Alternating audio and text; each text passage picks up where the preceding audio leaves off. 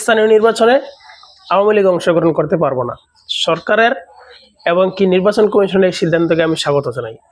এর সাথে সাথে এই বিষয়টাকেও স্বাগত জানাই, স্থানীয় নির্বাচনে কোনো দলীয় প্রতীক থাকবে না, নির্বাচন হবে স্বতন্ত্র মার্কায়, নিরপেক্ষ মার্কায়। তো এই সিদ্ধান্তটাকেও স্বাগত জানাই। আওয়ামী লীগ নির্বাচনে অংশগ্রহণ করতে পারবো না, কোন আওয়ামী লীগ, এই বিষয়টা নিয়ে একটা আলোচনা আগে করে নেই। আওয়ামী লীগের যেসব নেতাকর্মী আওয়ামী লীগের পদপদবীধারী এবং কি অপরাধী, এরা নির্বাচনে অংশগ্রহণ করতে পারবো না।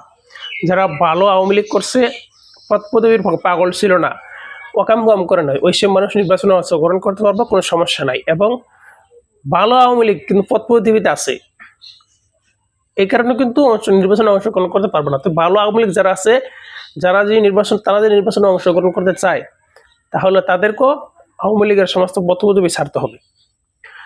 আওয়ামী লীগের পদপদবী ছাড়লেই নির্বাচনে অংশগ্রহণ করতে পারবে। তা আওয়ামী লীগের বিরুদ্ধে আমি করছি না, দেশের স্বার্থে আওয়ামী লীগের নেতাকর্মীদের আমি উদ্দেশ্যে একটা কথা বলবো।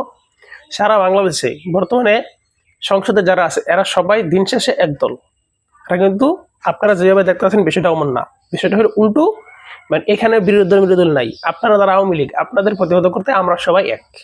কথা শোনা, এখন কথা হইলো, আপনারা কেন নির্বাচনে অংশগ্রহণ করবেন?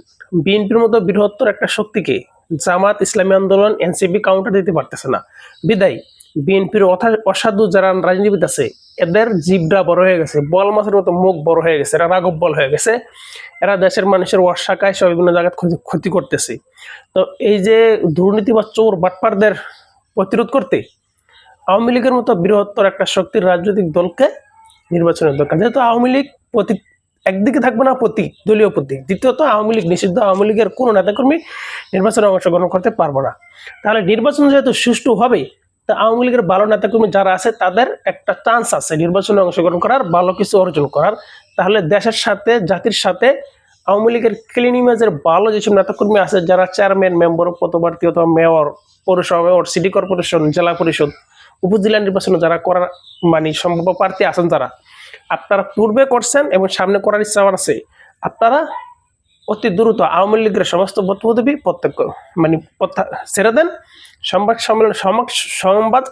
সম্মেলনের মাধ্যমে আওয়ামী লীগের সমস্ত পদ থেকে আপনারা পদত্যাগ করে সামনে আগামী 6 থেকে 7 মাসের ভিতরে নির্বাচন শুরু হবে, স্থানীয় নির্বাচন।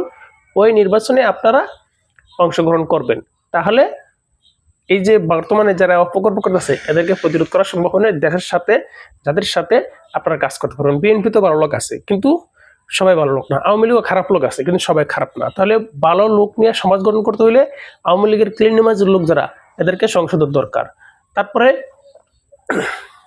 সরকারের মার্কাবিহীন দলীয় প্রতীকবিহীন নির্বাচনেরটাকে আমি স্বাগত কিভাবে জানাই। পূর্বে